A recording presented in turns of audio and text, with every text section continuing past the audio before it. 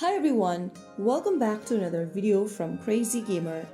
Today in this episode we will be learning how to change your password in Farm Heroes Saga. If you want to change your password on Farm Heroes Saga, first of all, launch open the Farm Heroes Saga application and make sure that you are logged into the account using your King account's credential. Once you've logged in using King account's credential, go to the top left corner from the main map page and tap on the gear button. Now in the expanded menu, click on My Profile.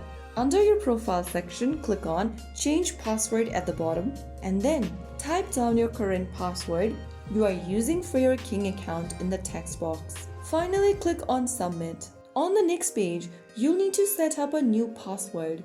Type in your new password in the first field and re-enter the new password again in the next one.